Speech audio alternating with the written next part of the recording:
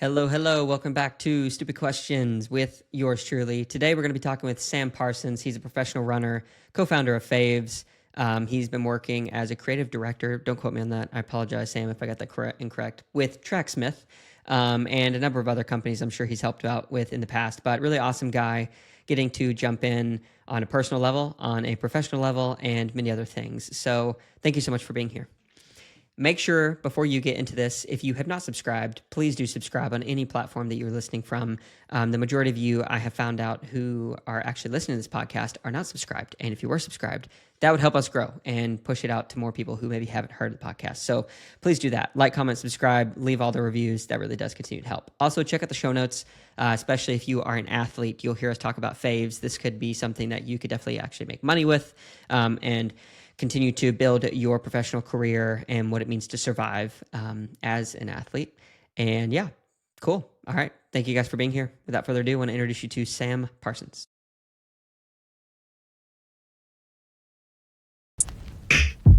Recorded podcast before as well, then, I guess? I've done a few, yes. Nice. What's your favorite part and least favorite part about podcasting? About podcasting, probably when people ask me if I've ever been on a podcast before. And favorite part is when people ask me questions that I've never been asked before. Okay. The pressure is on. Yeah. Bring it on, man. Bring it on. Where are you at right now? I'm in Boulder, Colorado. Just got Boca. back from a long overseas trip. Yeah, So for sure. good to be back in routine. Yeah, for sure. Well, how many days ago was your Vermont race? Because I know that wasn't overseas. Oh God, are we going to talk about that? No, we're not. Nightmare fuel race. No, it was fun. Got my ass kicked in that. It was last Saturday. Was that? Okay. Yeah. Yeah. So where were you at in between then? Yeah, so it was pretty crazy. So I was like finishing out my season, trying to like see if I still had a chance to qualify for Tokyo, which I just fell a little short for. And then Tracksmith, basically, I had like promised them early on in the year, like when I first signed, like in like January, February, I was like, hey, like if you guys, and like one of the things they said, they're like, oh, we sponsor this trail race. Like it'd be awesome if you like went and like gave it a shot. And just kind of was like a brand ambassador, pro athlete there to have some presence for us. And I was like, yeah, of course, you know what I mean? And then the time came and I like just missed out on Tokyo, and they were like, hey, how about that trail race on Saturday? And like I had like just ran a 1,500-meter race on the track in Germany. I admit that the last week or so of the season, I wasn't taking it that seriously. Going out a little bit too late, having maybe a few too many beers. And then all of a sudden it kind of went to, I wanted to like do justice, Tracksmith gave me a second life, like I went into this year completely unsponsored, and I have so much love for them for not only sponsoring me as a professional athlete and thinking I had more in the tank, but also as a creative, like that's basically what I told my agent. I was like, look, like I'm not going to just run for a company anymore and just wear their shoes and call it a day, like unless they're willing to like see the value that I can bring from like a creative and marketing standpoint or product standpoint, like however they want to use me. Like I have the experience now working on Tinman Elite previously, wearing a lot of hats there, and Tracksmith was the brand that answered that call. Cool. So I couldn't say no. So I got on a flight, changed my flight from Frankfurt to Denver to Frankfurt to Boston, and then jumped in the car for 3 hours from Boston to Vermont. And then next thing I know, I'm just getting thrashed 1,000 feet verts from professional trail runners. And my body was just in absolute shambles after that race, during the race. Like people think it really was like, I'm releasing a YouTube video this weekend where I talk about it in length, but it really was the type of thing where it's like, just because I'm a professional runner does not mean I can do something else in the realm. Like it was like telling like LeBron James, like, yo, get out there and play tight end, you'll be fine. And then Ray comes over center and just rocks him. That was me in the trail race. Thinking it's gonna be okay. Like I know how to run this route and I'm big enough, but no. Got it. Right on. Well, Totally dude, different muscle group. yeah, no, I can only imagine. I mean, I've done a few little trail races, and Nice. they're definitely a different beast. They're totally different on your ankles, different on your body, and the vertical is just like, yeah, how do you pace yourself when your heart's going through your neck? But it's fun. Totally. Totally. So, dude, thank you so much for making the time. I know you're probably obviously super busy. It sounds like you're moving here and there, and you wear quite a few hats on top of just the running thing. But I guess firstly, yeah, just thank you so much for making the time. Absolutely. Thanks for having me, man. Yeah. So, first question. Hopefully, you've never been asked this one before. From your perspective, who is Sam? Who is Sam? Sam is, um, I'll give a one word answer to this. Sam is Okay. passionate. Okay. Where does the passion that Sam has come from? I think it comes from being in touch with my emotions. I think that I understand how to like lean into emotion to like guide decision making, to be a good partner, to be a good teammate, to be a good leader. Mm, Whether that comes from like um, my work within like the business side of the world or yeah, from like an interpersonal side. I like to bring yeah, just like my passion and enthusiasm into any situation. And um, that was when my uncle passed, who mm, was like a father to me when I was 16. Uh, my aunt, after he died, told me that. He's like, you know what about Sam? Like he's in touch with his emotions, and that's like a rare thing with kids nowadays. So mm, um, that meant the world to me to hear that. And I yeah. promised myself I was never gonna shy away from pursuing something I was passionate about or giving it my all and going in to situations with yeah a full head of steam. Mm. Great story. Well, I'm sorry you lost your uncle, especially at Oh, 16. It good. sounds like you guys were pretty close. If you said as a father, it's really interesting. So I lost my dad when I was 16. No way. Wow. Yeah, Rough but time. You're yeah, just becoming a man. You know what I mean? yeah, You're just just starting becoming like, a and man. I was You a know what I late mean? bloomer. So Yeah. Yeah, yeah. same dude. I didn't hit puberty until like maybe right after I graduated college. Mm, yeah. Yeah. I was still growing in post college. That's how late I was. That's Yeah, crazy, man. So, I mean, that's really deep and good. Tragedy, trauma has a way of, I guess, making life real and sometimes robbing you somewhat of childhood. But it sounds like it has helped you to be able to, like you say, totally. take a full head of steam and move forward. I'm curious to know, you're 31 years old now. Let's rewind 10 years with the value set that you currently have and some of the things you just explained. Do you think that Sam then would be friends with Sam now?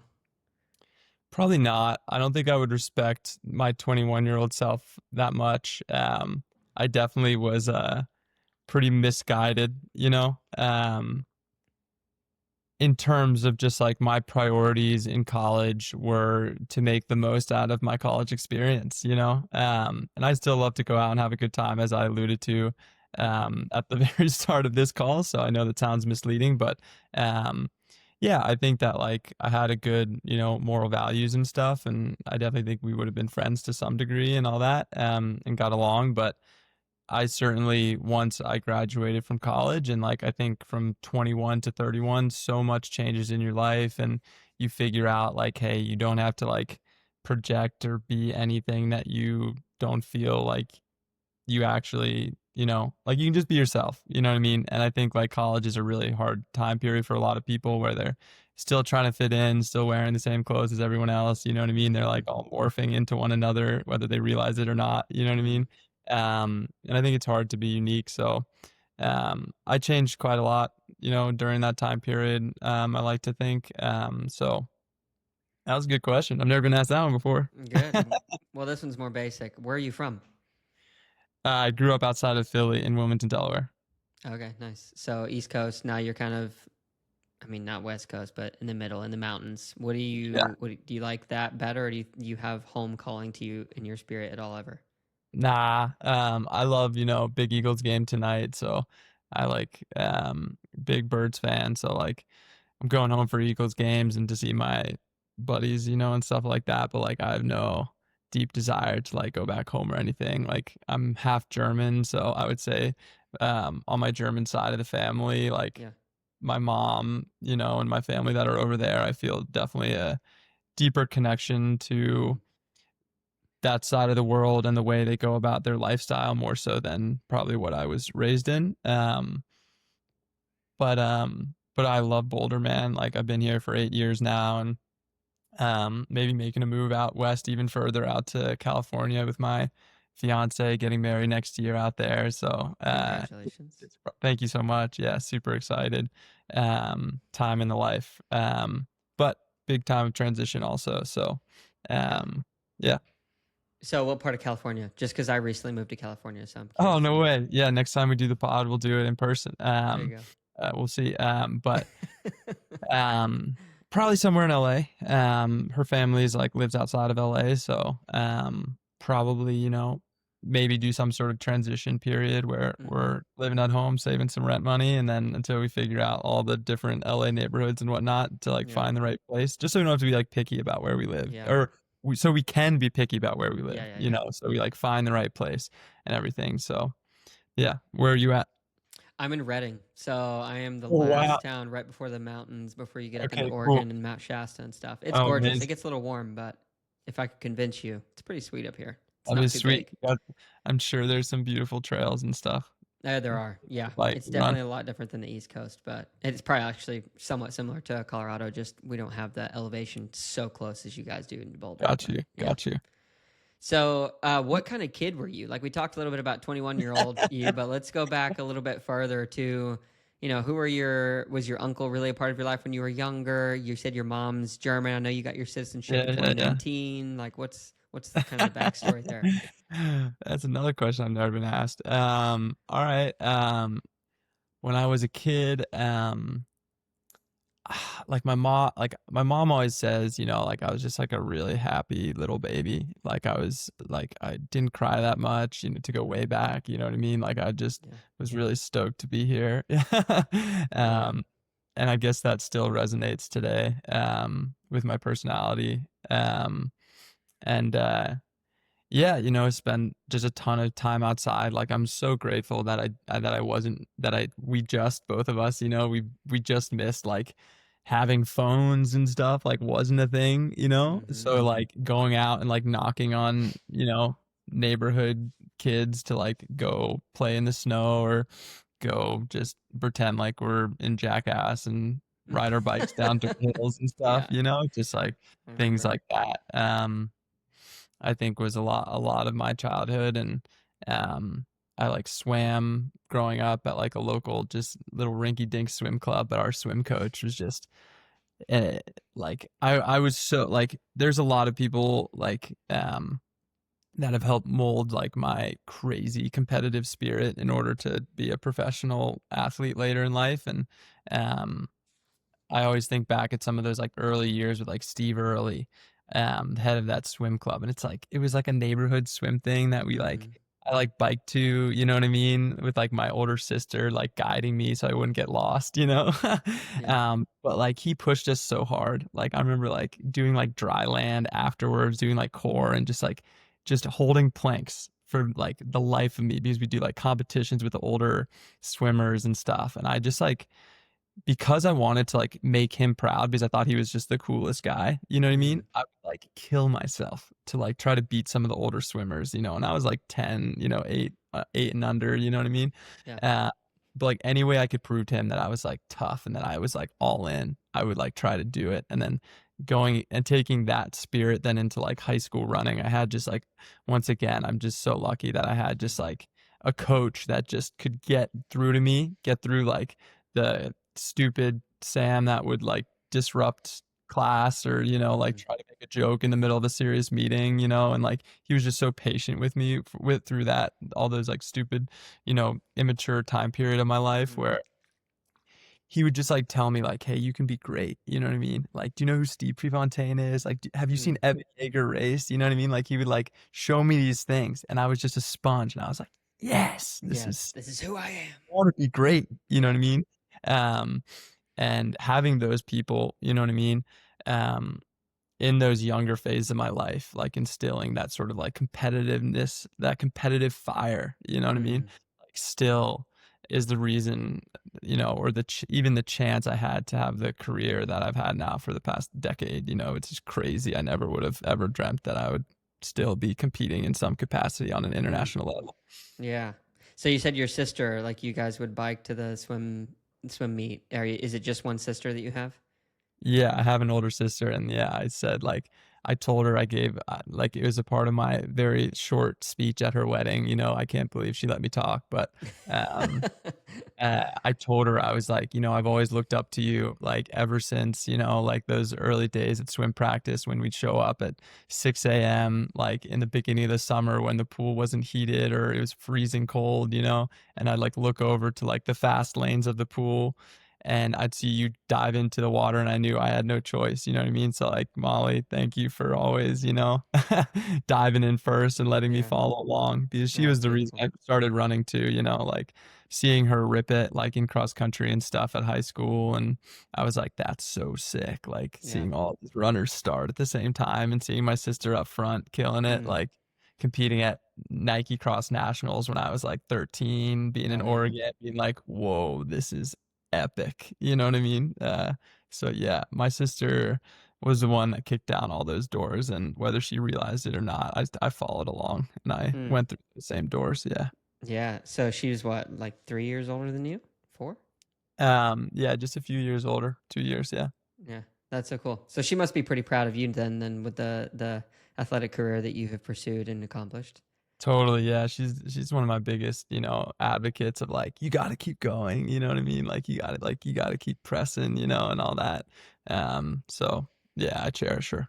That's And she awesome. just had a kid and Oh I get yeah. to, and I Uncle haven't, Sam. Uncle Sam, and I haven't, and I'm so stoked I get to meet her little daughter, Eleanor, on Saturday. So Oh, let's go, dude. I'm How so, old?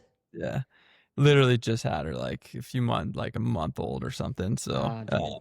yeah, a month and a half now. So, yeah, I'm so stoked. That's exciting. My young middle sister, she has two, but when she had her first just a year and a half ago, I didn't think Yeah. I'd be emotional or anything. But she like called me. She's like, "Hey, do you want to come to the hospital and see him?" I was like, "Yeah." And like Oh man. I started bawling, man. And like I was Oh, like, "What am yeah. I? Who I am I?" bet. Yeah. Oh, dude, when she told me she was pregnant and like she was like, I'm getting emotional right now thinking about it. Yeah. When she was like, you're gonna be an uncle, and of course, like having that uncle title, like I want Mm-hmm. to live up to my Standard. uncle and who he was for me, and just being that unconditional love support, that he Mm-hmm. was for me, it just meant the world. And I look forward to hopefully, never gonna fill the shoes, but hopefully I can be my own set for them. Yeah. Cool, I don't man. know if that made any sense, but No, it yeah. made sense. Yeah, makes sense. Who do you think that you're more like, your mom or your dad? Oh man, both my parents love listening to my podcast, so they're gonna hate. They're gonna hate if I pick one or the other. Um, my my mom is such an adventurous soul, um, where she has like that. She definitely instilled that like spirit within me. Um, like she was in the Alps hiking with her girlfriends, this summer, just ripping it through, like hiking where she's still dealing with like ACL problems and, like it's Wow. just she has no business, you know what I mean? Like scaling down these like icy glaciers and shit, but she still gets after it. So I think a lot of like my like free spirit, meditative hippy dippiness that is within me like comes from her. And then um from my dad, I think I have so much of his. He's one of the most brilliant guys I know. Like he's a named professor at the University of Delaware, and he is one of the people that are really making an impact in the world in terms of like, he helped clean up the BP oil spill, Oh wow. like with the like he's an environmental economist, so he's putting like a price tag on how much this is actually going to be to clean this up, you know what I mean? And like so I look up and admire him so much, and I feel like with him he is also very much in touch with his emotions, Mm, also. So like, you know hit same thing, like him crying, seeing my sister walk down the aisle and things mm, like that. Like I definitely took And he's just because he's a professor, he's just a natural born storyteller. So I think I got a lot of my marketing, storytelling ability to speak, Mm, him for sure. So yeah, I'm not picking one. Nice try though. nice. Well, let me ask you this next question, because they have obviously both influenced you so much, and your sister and your uncle. It sounds like you guys have a pretty amazing family. How would you say that they shaped your path? I mean, obviously your sister had some influence with the running, but you said Sure. marketing is definitely a piece of you. You seem very entrepreneurial, podcasting, obviously. What part did they have to play in just, I guess, the big decisions and life choices and paths that you've made? Yeah, I think because my parents are so different in nature, like having a balance of, like my mom coming at it from like a how is this going to affect your soul? You know what I mean? Hmm. Type of like standpoint versus like my dad taking more of like an academic approach of like, hey, like what is the workload going to be? Like, how is this going to take away from running? More of like a type A personality. So I definitely lean on them quite a bit with like any decision I have to make or have made in my life. And yeah, trying to think how else I can answer that question.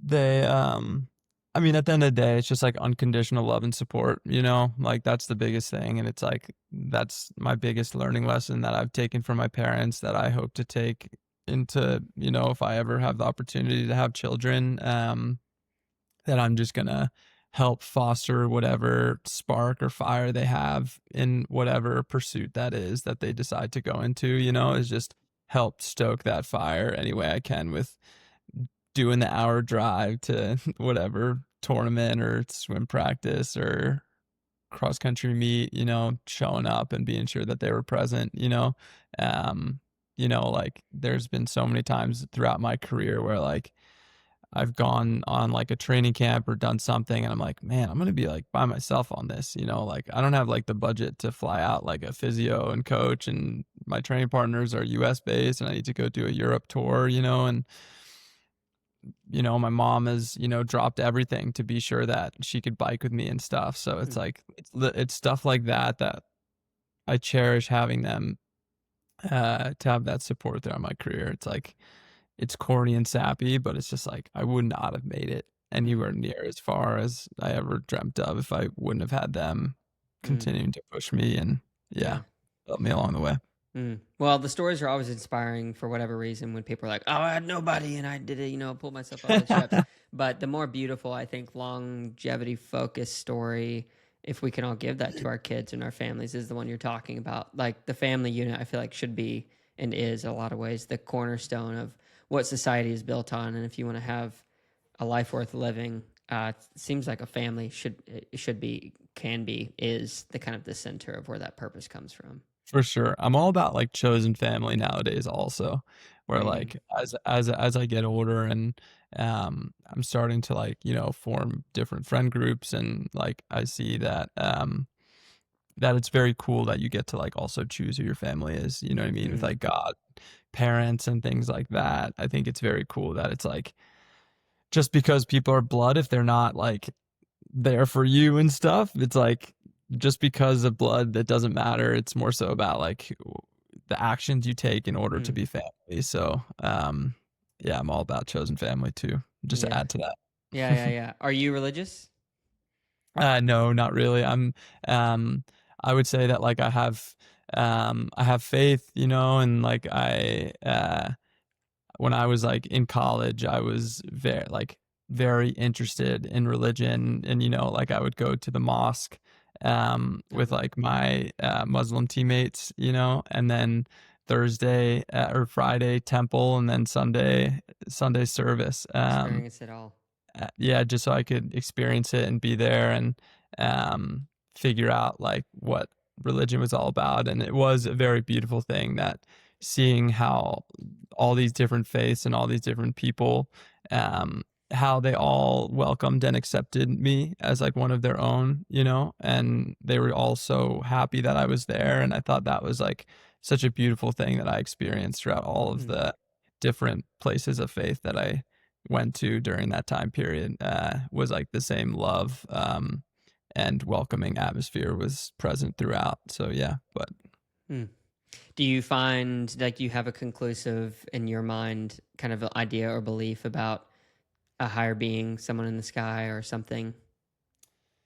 um no, I don't. Just to be blunt, I don't. Yeah. Yeah. Well, good answer. Um, we'll keep moving right along.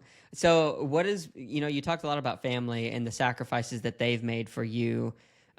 Obviously, there are different levels of sacrifices that it requires you to make for the different lifestyles that you, or I guess the different pieces of the lifestyle that you chose to live. So, like, what do you think is one of the biggest sacrifices that you've had to make in the pursuit of just the profession that you've chosen? My fiance is really good about keeping me grounded. Um and she's constantly, and like I love her to death for this. Is she's basically constantly reminding me that like you're not, this isn't sacrificing anything. Like you're pursuing your dream. You know what I Mm-hmm. mean? Like you're pursuing like what you're most passionate about. So like I guess like I am anti thinking of anything that I'm doing as a sacrifice. Like I get it. Like I get where you're getting at in terms of like being away from family, being away from her for the past 4 weeks sucked. You know what I mean? Like I didn't want to be by myself in Europe racing, without her by my side. And, she works for the US government, so she can't bring her laptop overseas, so it's like not Oh, even an wow. option for her to like work remote or anything. So, um, I would say like, um, even the worst moments of my career when I was like really deep in a hole, like whether it was with like injury or dealing with, some level of just brutal anxiety, that led to some really bad moments,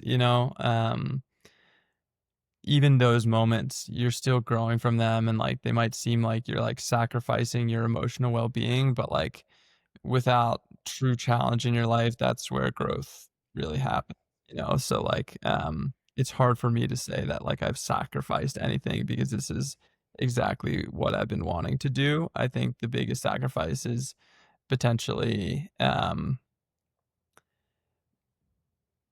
doing the things that would, fulfill my partner's life more, with like just getting to like go out more and, go for drinks or these things maybe that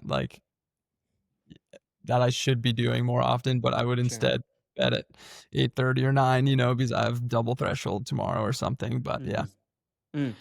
So you are Yeah. a firm believer, obviously, and I read this as well, that like getting out of your comfort zone is where the real growth occurs. So when have you been most uncomfortable in life, and what personal growth did you see? Uh, um, Take your time. when have I been the most uncomfortable? Um,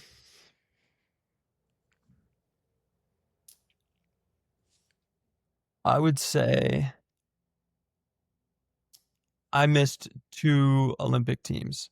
And in this sport, a lot of times in the public world, like if people follow the sport closely, they know that like a world championships, it's the same qualifying process. It's the same people as an Olympic Games, and I've qualified for I don't even know how many of those, like 6 or 7 of those. But I never got it done on the Olympic year. Mm, I should have. Um, and in 2021 before Tokyo, like I tore my calf in the national championship race, and yeah, it was just like one of these like absolute brutal gut punches where it's like you just need to finish. I have a lap to go, and then all of a sudden I'm on the side of the track, mm-hmm. and having to like come to terms with that, and then in 2024, um, dealing with just brutal heat, and these are excuses, and I hate having excuses, but like I had like these brutal.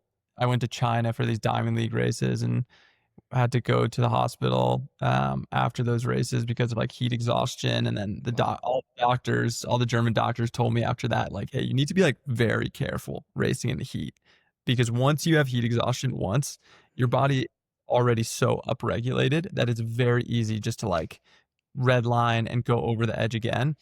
And at German national championships, it happened again. Like I was clear from the field, was gonna win, no problem, and then all of a sudden it just got my body just got a Wow. little hot, and then just stumbled across the finish line and had to get rushed into an ambulance after again. So I think just like coming to grips, after that type of because from the public it's like, oh, were you an Olympian? You know what I mean? And like Hmm. That's all they I'll know. never be able to say that, you know what I mean, or have that title next to my name. um and that's something that is brutal, but it's just is a reality, and I'm better for those experiences of failure than I am if it would have just all went perfectly. Like I completely see that now, and like Mm. my I've always told people, like, whenever there's a younger athlete that ever asks me a question about like your career and what you've learned and how you made it or whatever, like I always tell them, like, the single greatest virtue you can have is positive resiliency. Like if you can continue to press forward and show your true character, like through failure and through injury and through all that stuff. So I think that like the mental battle of saying I'm going to step back into the ring when it was so easy to step out after those experiences and be like, gave it my all, fell short, that sucks, but to keep swinging, I think is, yeah, Mm. and emotionally and mentally to overcome. But Mm. there's some more deeper ones, but I'll keep those to myself. If you maybe want to share them, I'm all for it. But I maybe really, for the second podcast, you're not okay. going to get them on the first appearance. Okay, okay. So do you think that like you have come to terms with those things? I mean, even you're telling that story. No, I never will. No, Never will. you don't think No, so? I never will. I know that there's so much in life. I know that being an Olympian is not everything, Mm. like the title of being an uncle is way better for me and way more important for me than an Olympian ever will be. Being a good Definitely. friend, being a good partner to my fiance, like being a good father if I ever get to that point, like those things I know are way more important to me. And it does help me like reflect on my like career, and I know this happens naturally in life. And maybe if you're like a crazy narcissist, you hold on to them forever, I don't know. But um like all the and this might sound like very like depressing or morbid, but like those things that I did in high school that I thought, state records, winning, college, all American, professional world team, all this stuff, it's like all that stuff I don't really care about anymore. You know what I mean? It's always, and like this is the crazy competitive spirit, and I hope this doesn't come off like poorly, but it's like I'm always, what's next? Like how can, like what's next? Like what's the next goal? What's the next dream I can Hmm. go after, and um I know that's gonna, like, I'm always gonna be like, fuck, like, why didn't I like do this or that differently in order to be an Olympian and get that title? Like Mm. I'll live with that forever. You know what I mean? Um, but it's not to say that I'm gonna not care about it probably sooner than later once I retire and hang them up, where I'm like, I'm working on this new business now, Faves, that I'm just incredibly passionate about. Being able to help athletes and build these shop pages that they can monetize on is like such an amazing thing that I'm so fired up about doing. And Yeah. um, giving back to the sport is such an important thing for me. So, so yeah. Good answers. Well, that's an appropriate segue, I think, to tell the story of Faves. And obviously, it's taking a lot of your mental bandwidth now and your creative passions outside of the other stuff that you're doing. So tell me about it and what is the most challenging part about it right now? Oh yeah. Yeah. So Faves is a tech startup company. And there are two guys, Kai and Thomas, that ran at the University of Portland. Um, that had this idea to help athletes and build these shop pages, and allow like the current system with athletes and how they, promote their sponsors properly and how they work with brands, with like these promo codes on stories and all this thing. It's a completely broken process. Mm-hmm. And we want to completely revolutionize how athletes work with their own brands, how they get secondary sponsorships.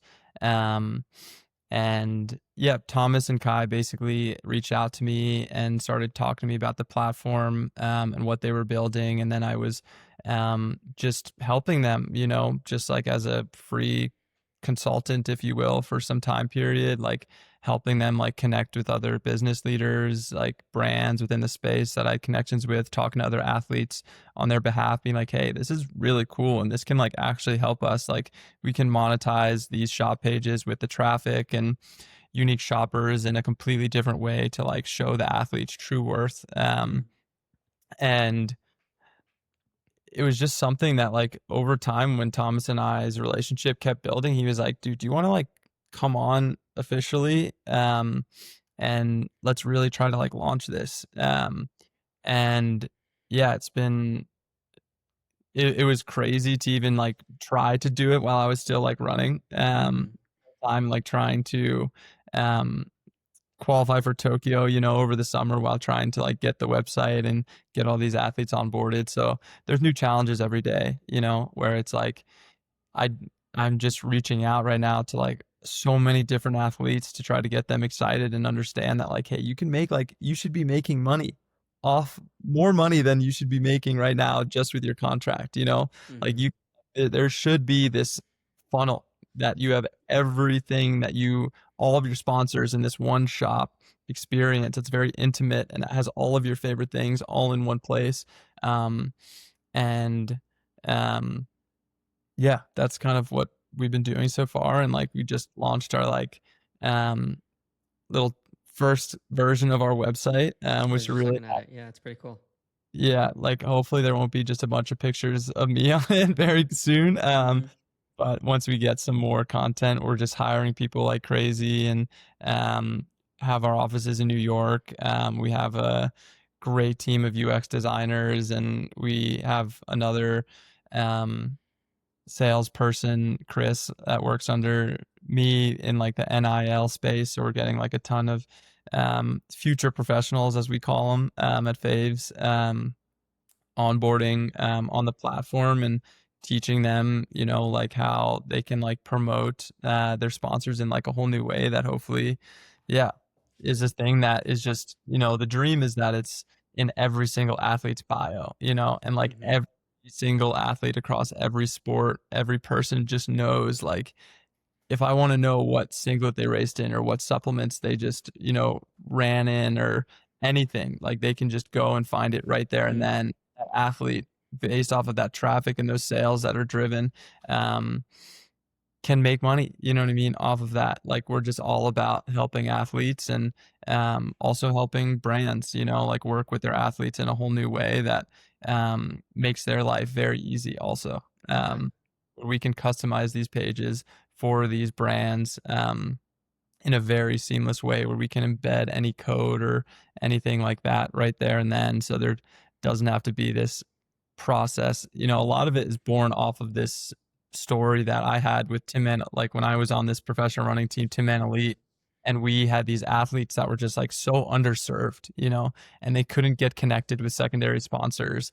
Um, and that's like where this, whole idea kind of was born out of where, um, how do we figure out a way to like get these people and just because they don't seem like they have a huge following or something, maybe they still drive amazing traffic because they have very loyal and passionate people that follow them and want to support them. Mm. um, and we want to show that, and like show the true worth of athletes where brands that are doing this model of like you need to post this amount of times on your story and in feed and talk about our product, it's just so archaic and it doesn't work. Mm. I've worked with plenty of brands now that have been like upset with my deliverables, where they're like, oh, well, you didn't have like enough sales. Sorry. You know what I mean? Like, we're not going to continue the partnership or whatever. And it's like, yeah, well, I just don't believe that that's the case. Because I see the analytics, at least on my Instagram now with Yeah. faves,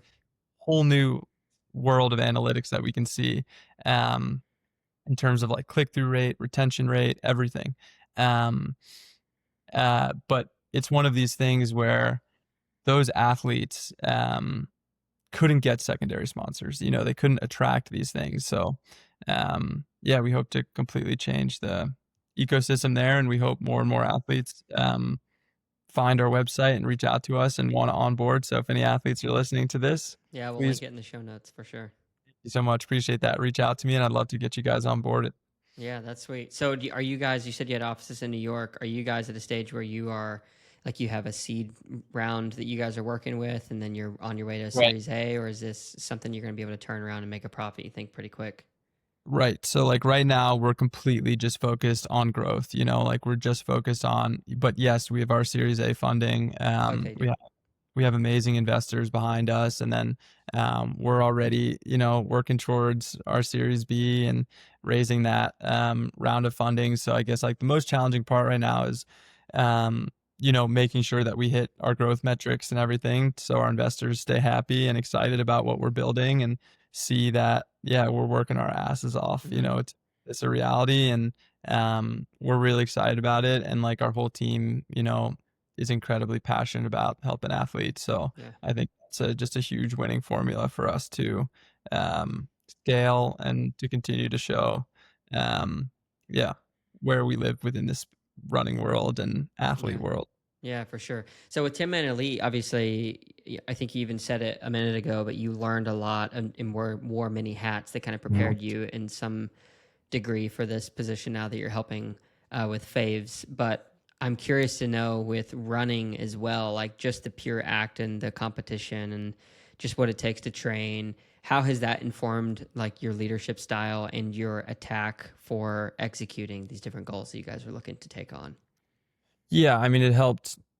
I learned so much during my time at Tinman Elite because like it was the type of thing where it's like I knew nothing and I was doing it all on the fly with Tinman Elite, where it's like I didn't know how to communicate with creatives, you know what I mean? Or like for marketing campaigns or product launches. Like I didn't know how to communicate with product developers, but I still did it on my own, So there was just like learning and failing, learning and failing, It's like when I was working on these initial contracts with our team, with like my other co-founders like Drew and Reed, to like get this big Adidas team deal, you know what I mean? And like Mm-hmm. waiting outside of Adidas headquarters and just hoping that someone meets with us, you know what I mean? And pitching them on the fly, and doing all that stuff. It was like it just molded me, and just like there were so many times where like I messed up with like working with sponsors and like not doing certain things properly. So it's like Tinman Elite was just constantly trial by fire. It's like, hey, let's drop this collection. Like, let's do this. And then, oh shit, wait, how do we do packaging? You know what I mean? Yeah, And it's yeah, just like yeah. all these little things, Totally entrepreneurial. Yeah. yeah, completely, and just like hustling out of someone's basement. And just, I think the biggest thing I like learned with Tinman Elite is like how much you can do and how much you can accomplish if you have the right people and you have the right team. Mm-hmm. And you don't need these like crazy huge marketing budgets, and you don't need like all of these things in order. Like, I feel like even if Faves had no money, like if we had no Series A funding, you know what I mean? Like, yes, it would be hard to hire brilliant UX designers, you know what I mean, to like leave Google or whatever tech company, of course, and help build our website and like back end platform. But um, if you have the right people that are all in, like you can go a long way Oh for yeah. sure. Especially with the tools available to us now. Yeah. That's crazy. So, do you think that this is going to be your focus after your running career? Like, you think you want to focus on something like this full time? Yeah. I mean, right now, like as now a co-founder of Faves, like I have equity within the company, and like that equity, means a lot to me in terms of like them respecting what I can bring to the table for them. And that is something I want to, be all in on. But I'm still doing a lot of great work, at least I would call it great work for Tracksmith, where like I'm working on marketing briefs and, like creative decks for them also, so they can keep churning out great projects. That's So awesome. yeah, it's like my future, I think, is very like you're catching me at a very interesting time in my life, where it's like I want to continue to run. I absolutely adore training and racing. It's just a matter of like what capacity is that going to look like? Is that Mm, going to Europe and doing all these races still on the track, or is that just doing a marathon or like doing some stuff that really is going to be fulfilling for me, and like that's going to take a lot of like time and soul searching to like see what balancing, because I want to like be hitting all of my hours that like I'm supposed to with Tracksmith working. I want to, be all in, like messaging athletes constantly with faves to get them on boarded and get them excited, mm-hmm. and working on all these marketing launches and stuff with faves that we want to be doing, and um, continuing to consult with like our UX designers to make a kick-ass website. It's just there's just so much different things, and learning all this new balance of how early do I have to wake up in the morning, and Mm-hmm. in the afternoon, when am I actually going to be done with all my work? And like I want to be all in. Like I don't know if I could ever just run and just do it like half-assed. um so I have a lot of figuring out to do, but I would say like my priority right now is just being a great um, asset for Tracksmith and for Faves, and the work that I can do for both of those companies. Yeah. Sounds like you need to go spend a week in the mountains in a yurt and learn how to live off the land for a little bit and just No do some way, real man. deep No way, man. I searching. need to be on my phone 24/7 right now so I can be helping athletes update their shop pages and give them whatever they need to so they can make some income that they should be making. Yeah, well, for the leads, I'm just curious from the business perspective because I love this stuff. But like for the leads that you're searching, which is obviously athletes, what percentage of, let's say, if you reached out to 100 people, what percentage of them are like a real lead? Like, let's get them on the page and they're going to do this. I would say right now, everyone, Yeah, like every because there's no loss person, for them. like there's no, like I think that's the beauty in Faves is like there's no buy-in, you know what I mean? It's like we're just here to help you, like we're making you this shop page, and you can share it however you want, whenever you want, however you want, any platform, anywhere. Like we're not going to give you any like deliverables. Like we're going to tell you like, hey, the more you post, if you put the link in your bio, you are going to make more money. You know what I mean? Yeah. Like you are going to drive traffic. If you link this on a Strava, race page and say, hey, if you want to see any of the products I raced in today, click this link, or on your YouTube channel, like link it, whatever, you know what I mean? You're going to make more money. And like in our first 2 months we just hit over 100 athletes, which is so exciting for us. And we have so many amazing athletes from, Connor Mance, who's about to break the American record, to Katie Moon, the pole vault world champion and Olympic champion, who's about to, crush it in Tokyo. And there's just this huge plethora, and like within those athletes, like we're getting all of this amazing data, and like we at Faves, we've sent out over $20,000 already to those 90 athletes like over the last 2 months, and like that number is going to keep growing, and like we want to keep sending out those paychecks to athletes at the end of every single month. So Yeah, like that's cool. I'm hoping that like by the end of the year, like that number's like 100,000, you know what I mean, that we can send out and like give back to the athletes for using our platform, and we monetize all that for them. So yeah, that's just like I hope you can feel it, like how excited I am Oh to yeah, be you're definitely rip roaring and um stoked for it. Do you sleep at so night? like sorry. I said, do you sleep at night? Like, are you able to Man, sleep?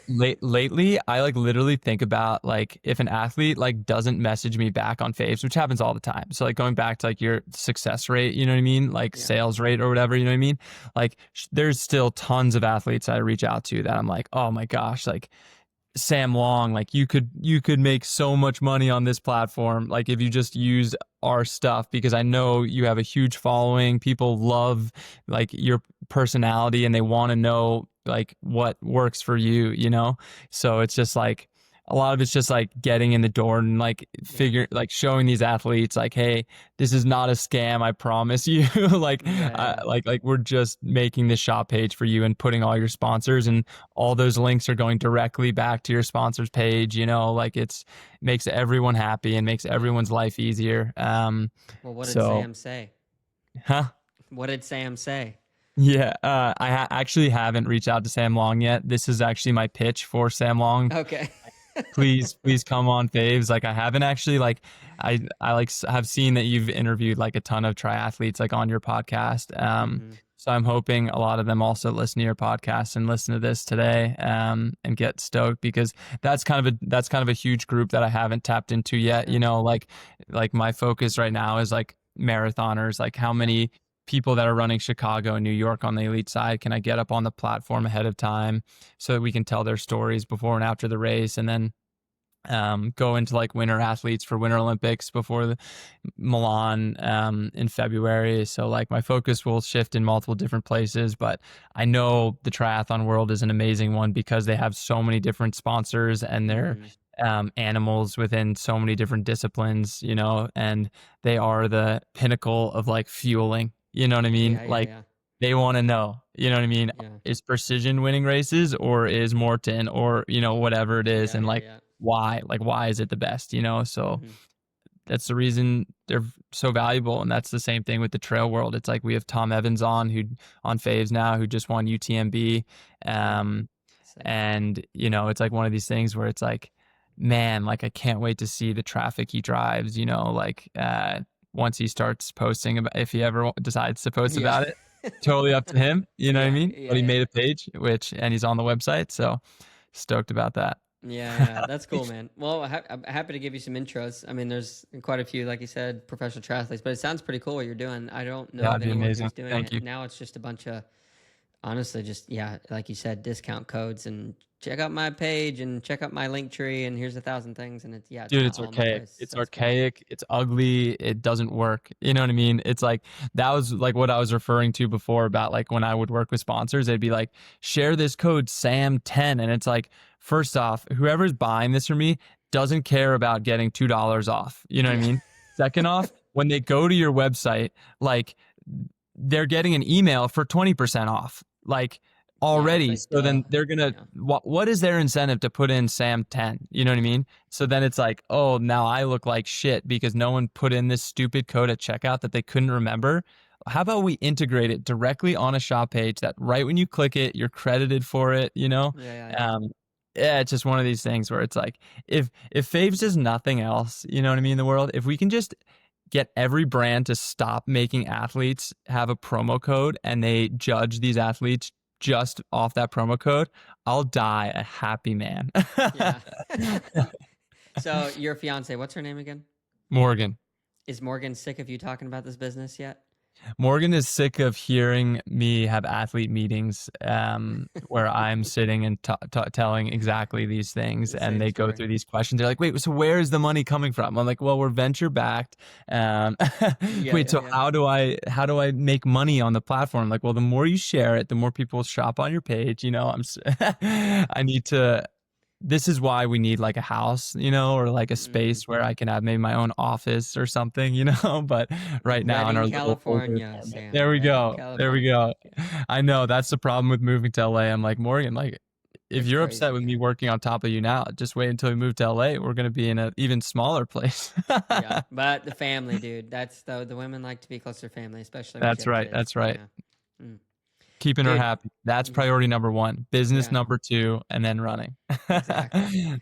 So do you think that because you did this one trail run, I'm just curious because the natural progression, at least in the triathlon world, is like you're short course, then you get kind of slow, and you're like you go to a long course, and you can beat it up there, and then when you graduate there, you're like, oh, I go be an ultra runner now or a gravel bike racer or something. So not to shame in that direction at all, because I think that things are awesome. But do you think that you really would ever get into the ultra running world? Would you try to tap into that for fun, even? I've always said that like I hope that when my career is over, people don't think of me as like a 5K guy. You know what I mean? And like that's what they would probably say. It's like, oh yeah, Sam's a 5K runner. You know what I Right. mean? Just because that's what I've been focused on for the past decade. And I would love it if they were like, oh yeah, Sam was just a great runner, you know? And I think you achieve that by doing a lot of things really well. Mm-hmm. Um, and I'm not going to sit here and say I want to do a 100-mile race or a 50-mile race or something like that. You know what I mean? Like I have, I think, too much respect for my body and wanting to, you know, be 80 years old and be able to still like go on walks with my grandkids and stuff. Like I don't want to like torch myself by any means. Like that's why I love cycling. And my father-in-law is like a huge cyclist. So um, I would say that I've like joked now with a few of like my sub elite marathon friends in Boulder because I like complained so much over drinks the other night, you know, about like how hard this trail race was, you know, and we Yeah. got in this like debate where I was like, I can guarantee that race, which isn't even that hard of a trail race. Like that's the crazy thing is like Vermont Overland is like a very approachable trail race, Yeah. especially for like a first timer.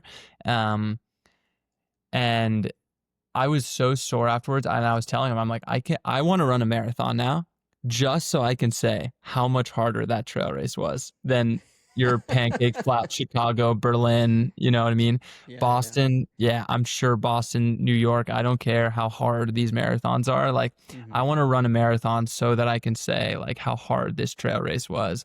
So yeah, I definitely, I think the pursuit of a challenge is so cool. And I just need to figure out like what is That going to get me challenge. excited for those challenges when Yeah. it comes to like training and stuff. So it's Mm-hmm. like I'm playing around right now with the idea of like running my first half marathon and then maybe even doing a marathon next year for the first time. Um, and that's kind of this soul searching that I have to do and just figuring out like what's going to get me Mm-hmm. excited to get out the door, you know, Yeah. because next year there's not really a world championships and you know, Olympics is still 3 years away. Like I would be shocked if I'm still trying to hammer it away at that point in my life, but especially on the track. But Mm-hmm. um, yeah, I don't think I'm going to be like a good ultra runner, trail runner, or marathon runner, but I would love to do it, you know? Yeah. Uh, so So hopefully we yeah. see you on the sign up for Western States next year. Oh yeah, absolutely not. Oh my God. That was the thing was that when I was like thinking about it and I like did like, I was like, I cannot believe this is like 100 miles and like, so I don't even know how much like elevation up and down It's Western States insane. is, but like It's insane. I did basically like this little baby warm up jog for them before they're like, it's like the first 15 miles of Western States is probably way harder than what I did in my 15-mile trail race. It's like, Yeah. cannot even wrap my head around. You know what I mean? Yeah. Like It's it's totally just a different. whole nother world. And that's another part of the beauty of like having experiences this is like I have such an appreciation for it. Like Mm-hmm. I have such an appreciation for the trail athletes and like what they can do, how they can maneuver down those single track trails. Like, So man, I was fast too. terrified. I was terrified running down those trails and they would just fly. Like it's like with an absolute reckless abandonment for like their ankles and ACLs. They were just like flying and they're just athletes. And it's like the same thing where it's like, yeah, I'm sure if any of those guys that I'm going to hype myself up here for a second, like jumped in like a 5K session with me, you know, at any point during the season, they wouldn't have lasted 800, like 1, 2, 3 reps, you know what I mean? Mm-hmm. Like depending on their level, like it's like running, you know, close to 4 minute pace for these reps would probably torch them. You know what I Yeah. mean? And they would have a greater appreciation for running 13:12 in a 5K, you know, or whatever. But, man, I never had that appreciation, you know what I mean? For trail running, you know what I mean? Like Yeah. I'm going to be honest. I went into that race totally with an ego of being like, yeah, like I'm fucking tough. You know what I mean? Like I'm just going to I dig love deep it. and like go for it. Yeah. I'm dropped 3 miles in.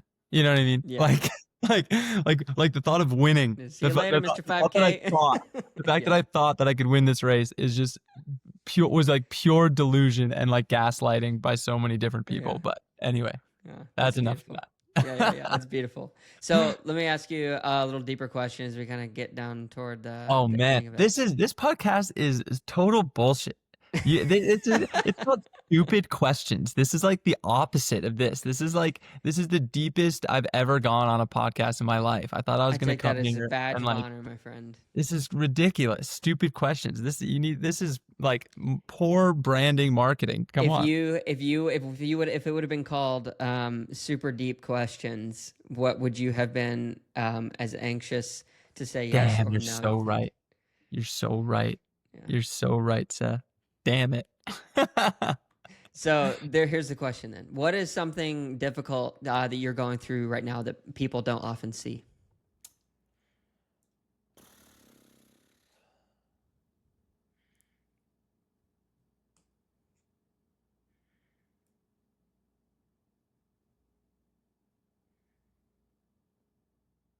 Um,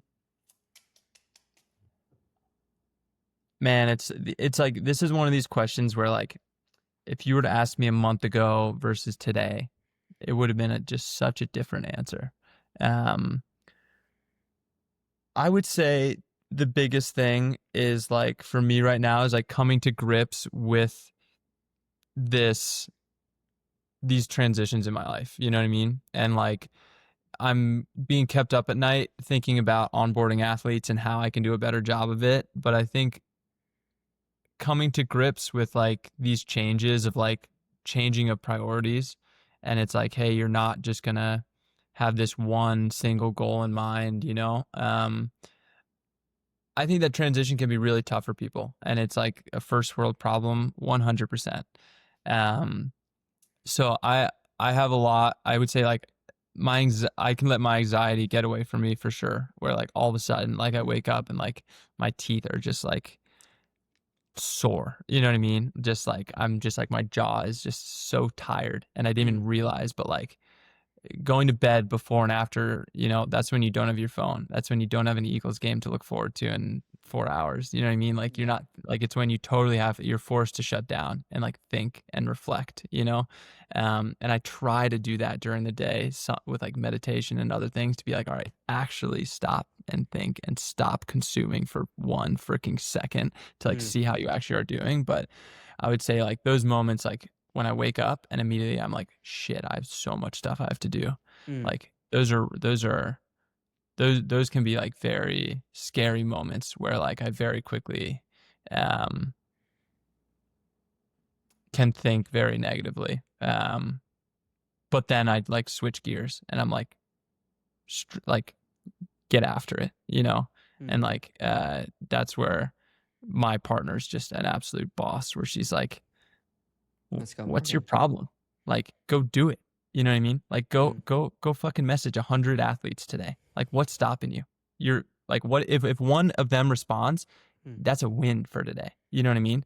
And mm-hmm. you get one shop page and one athlete is now making more money than they did last year because of you. That's a win. You know what I mean? Um, and who cares if you don't know if you're going to be training all out next year or the year after, or if your Olympic dream is over and you're going to now really transition? Like, just take it a day at a time. And this is too long winded. I'm No, it's going off not. the No, it's rails. not. I'm Stop going that. off the rails. Keep going. No, you're doing great. Keep going.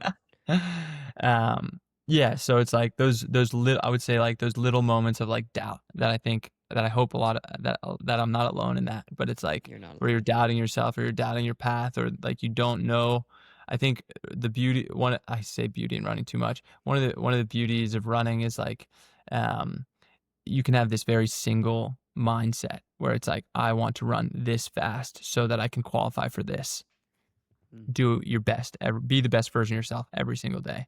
mm, That's now how can I be an amazing founder for Faves? How can I like make this an amazing product and showcase this? How can I crush the projects I'm doing for Tracksmith? How can I make sure my partner Morgan is like so stoked with our future and potentially leaving Boulder and like all those little things, you know what I mean? It's like just keeping up with like being the best version of myself during this transitions, I think is um, the stuff probably people don't see right now.